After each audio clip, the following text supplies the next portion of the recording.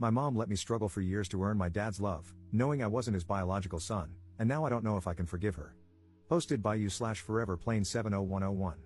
My 17M parents were young when they got married.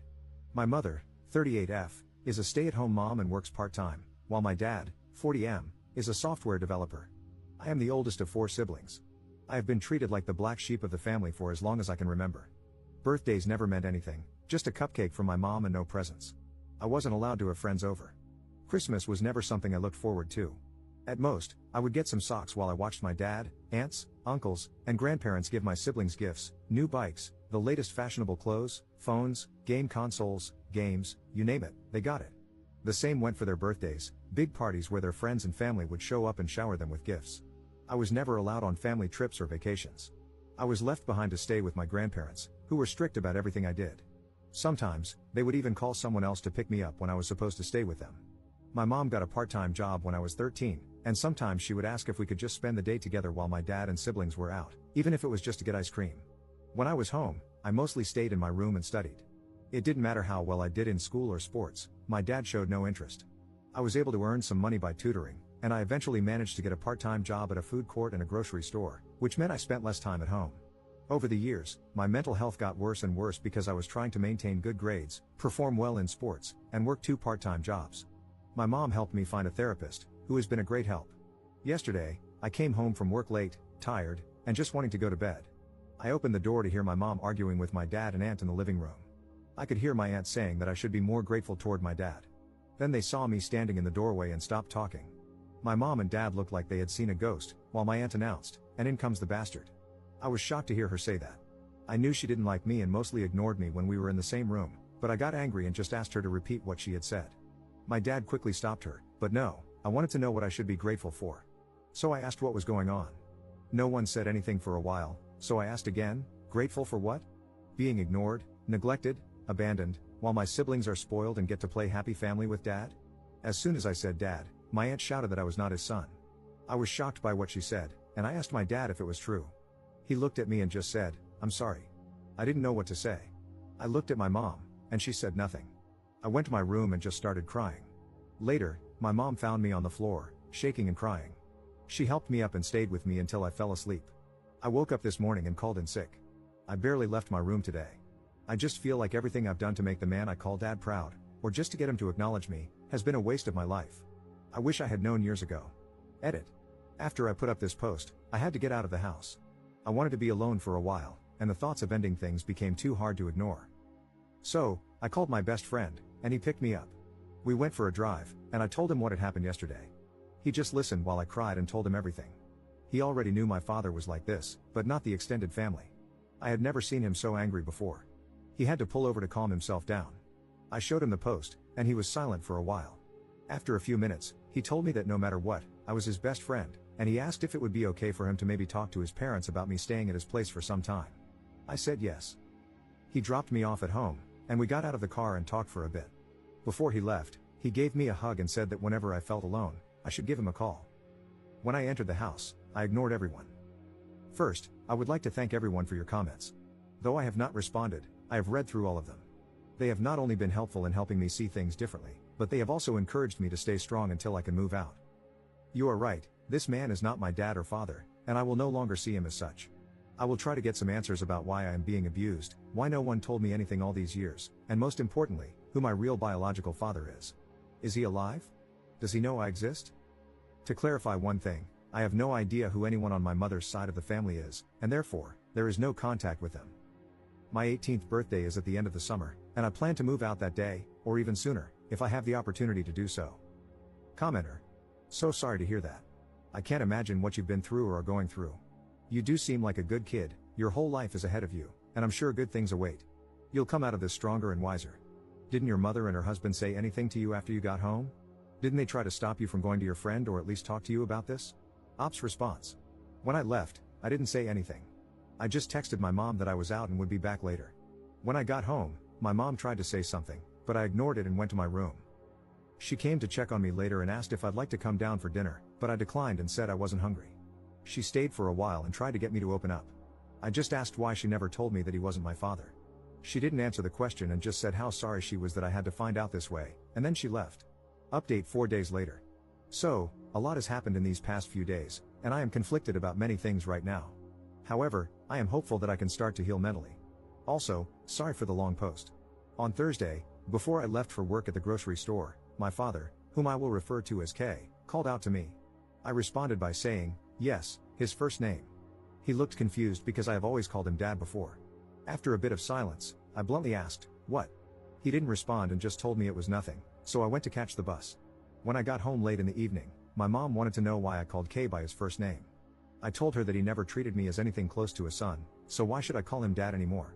She had no answer, but she told me he was hurt by it. I wanted to scream when she said that. Yesterday, I had an appointment with my therapist, and I cannot put into words how much she has helped me over the years. Later, my best friend called to let me know that I could stay with them if I wanted. This morning, when I woke up, my mom was already awake and making breakfast. I asked her if we could talk alone today, as it was important. She agreed to talk after breakfast because Kay had to leave for work shortly after. After Kay left, she told my siblings not to enter the kitchen for a while. I am paraphrasing a bit because it was a long conversation. We sat down, and I found it hard to get the words out at first. But I told my mom that I couldn't get over the way I've been treated and neglected by Kay and his side of the family for all these years, and I needed to know why she allowed it. At first, she tried to dodge the question and gave me the same answers as always. But I didn't give in and told her that this was important to me. Again, she tried to dodge it, so I told her that I couldn't do this anymore. I was going to pack up some of my things and move out, and until she was ready to tell me the things I needed to hear, we would not be on speaking terms. She started to tear up and just kept saying, "I'm so sorry," over and over. It hurt me in that moment to see my mom cry, but I tried my hardest to keep my emotions in and asked her again, why? After some time, when she calmed down, she told me what happened. When she was 20 and in university, she had a boyfriend whom she had been with for 3 years. They shared an apartment along with his best friend. One night, they went out clubbing and got into an argument because she wanted to stay, but her boyfriend wanted to go home. He left, and both she and his best friend were really drunk. That night, she cheated on her boyfriend with his best friend at the club. The next day, she woke up and realized what she had done. After a few days, she and the best friend confessed to the affair, and her boyfriend broke up with her. Her ex contacted her parents and told them what she had done. Her parents were furious and told her she was not welcome back home, cutting off all financial support. She had to move out, lost a lot of friends, and had nowhere to stay. She ended up living in her car for a while. When she found out she was pregnant, she didn't know what to do. She went back to the apartment to find that her ex and his best friend no longer lived there.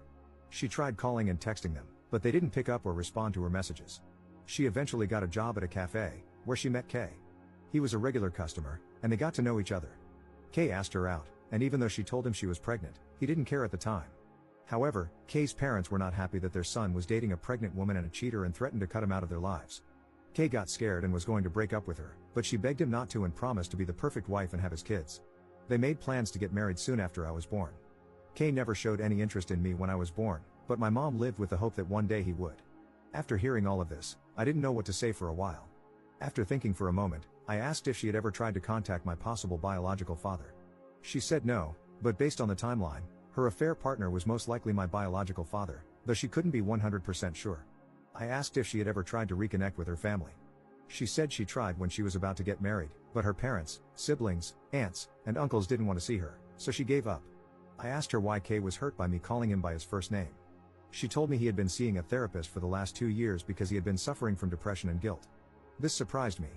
She said it started when I was 15.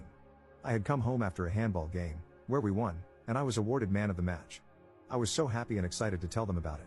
My mom was, of course, happy for me, but Kay just told me to put the award with the others in my room. I started crying in front of him and asked why he hated me. He didn't reply, so I went to my room and cried all night. After that, Kay felt a sadness that wouldn't go away, it only grew. My mom eventually convinced him to see a therapist.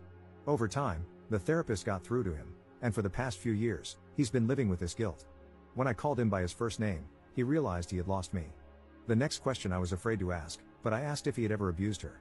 She told me he had never abused her and that Kay had only ever loved her. The only time he ever questioned her was when she was pregnant with my younger brother, and he asked for a paternity test, which she understood. When it came back positive, he apologized and never questioned her again. The last question I asked was why I was left with people who abused me physically, mentally, and emotionally while they went on trips and vacations. She was shocked to hear about the physical abuse and asked me what had happened.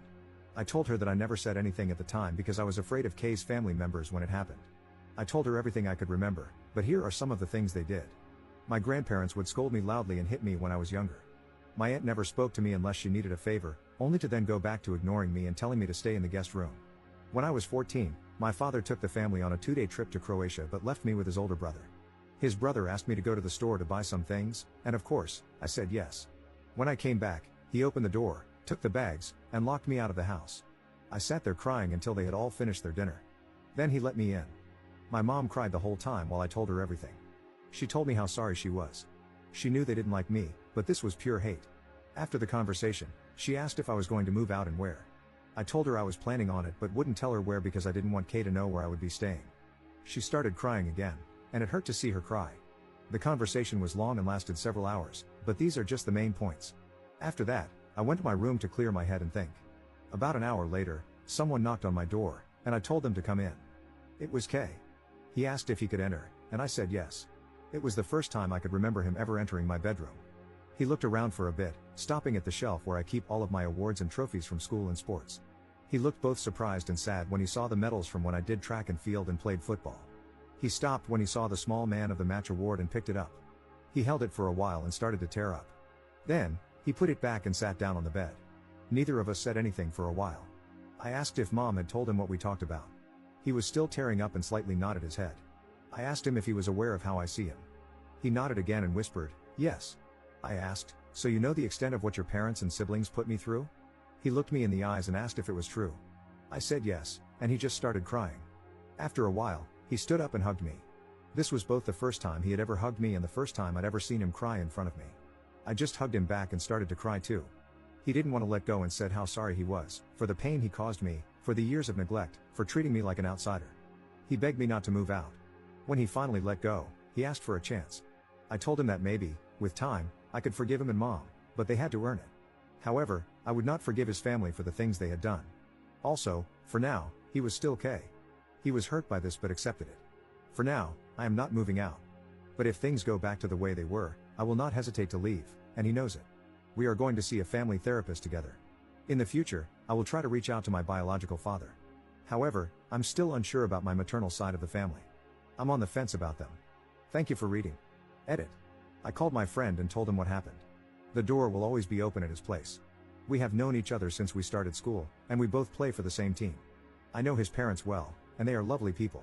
I know many of you want me to move out as soon as possible, but I told them I would like to give them this one chance, and that is what I will do for the moment. Honestly, I am not scared that things will just go back to how they have been. I have been saving all of my money since I started working. To those who have been sending virtual hugs, here's a virtual hug back, and thank you. Thank you for all the comments and support. Commenter. What are they going to do about your stepfather's family's abuse? Are they going to call them out on it?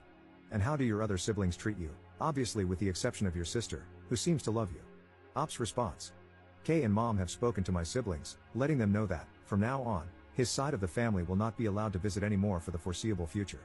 They were surprised at first, but Kay explained what happened. My brothers didn't know what to say, but my sister got really angry at Kay and Mom. I had a talk with my siblings about how hurt I was by my strained relationship with my brothers because we used to be a lot closer. It's like they started seeing me as a roommate rather than a brother some time ago. My sister has always wanted to spend time together and gets really upset if she misses my games. I let them know that I didn't care if they saw his family outside the house. However, my brothers told me they would rather try to fix our relationship. Second update 1 week later. Firstly, I would like to thank all of you who have messaged me on the last post and privately. I want you to know that I am safe and staying at my friend's house. They are willing to let me stay with them long term. These messages have not only opened my eyes but also helped me see my mom and Kay for the people they truly are. Neither of them loves me or cares about me. I have had people sharing their stories of childhood abuse and neglect and how they managed to get out. Every time I have tried to talk to my mom and Kay about the abuse, or asked my mom how she could happily leave me behind and do nothing about it, they have tried to avoid the questions, love bomb me, and say that things will change. What really got to me was a message I received this morning asking how my mom never noticed any bruises when they picked me up after trips and vacations. That sealed the deal for me. There is no way someone who is supposedly supposed to care for you wouldn't notice. This morning, I got ready to leave and packed up my things. It wasn't much that I was taking with me. When I was ready, I called my friend and asked him to pick me up when he could and to call me when he was outside. When my friend called me, I moved my things out.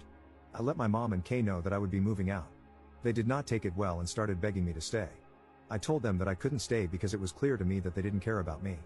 Kay got defensive and tried to say that this was my home and I should not leave. I asked him why, after 2 years of therapy, he has remained the same. How come, even though I tried my best, I was still treated like an outsider? He didn't say anything. I asked my mom why she let this go on for years without doing anything to stop it. Again, she didn't say anything. My brothers weren't home, so I went to say goodbye to my sister. It was really hard because she is the only one who has ever treated me with genuine kindness and love.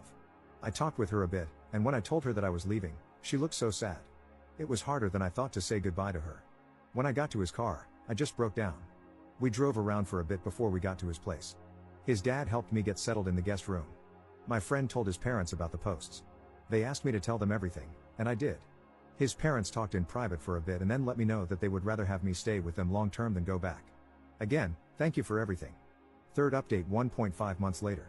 Just want to give an update on how I'm doing ever since I left. My best friend and his family have been nothing but wonderful. They have taken me in as their own and shown me nothing but love, kindness, and understanding. I appreciate everything they have done to make me feel safe and loved. I have met with my mom and siblings on a few occasions, but never at my old home or at my friend's house. I have made it clear that I will never step foot inside there again, and it took my mom some time to realize that. She stopped asking me to come back after I ignored her for a few weeks. I have switched therapists because I felt like I needed a fresh start in dealing with all of this. And yes, therapists are mandatory reporters in my country. I learned that after my first appointment, when the therapist contacted the police and reported my old one. Kay and some of his extended family have tried to reach out via texts. Some have offered their apologies, while others just sent insults. It's not hard to figure out why. Those have been blocked. To those who apologized, Kay's parents, brother, and his family, I replied with a simple, I accept your apology, but I do not forgive you. That may never happen, and it will be on my terms. For the foreseeable future, do not contact me again. What happens next, I do not know. I am just going to focus on school, my mental health, and getting a driver's license. Thank you for everything. I truly appreciate every one of you, and big hugs to you all. Commenter. Bro, let's be honest, you need to keep your distance from your mom. I mean, she knew what they did to you and never tried to stop it. She's a selfish woman who chose her life over her son. Ops response. The only reason I am in contact with my mom is that I can't meet my siblings without her. When I turn 18, I will become financially independent, and I can block her from interfering with my accounts. She has never done that in the past, but I don't want to take any chances. Commenter. I'm surprised that Kay's brother and his parents apologized. Ops response. I made a police report the day after I moved, and my new therapist also reported them. So, I think it's just an attempt to save face.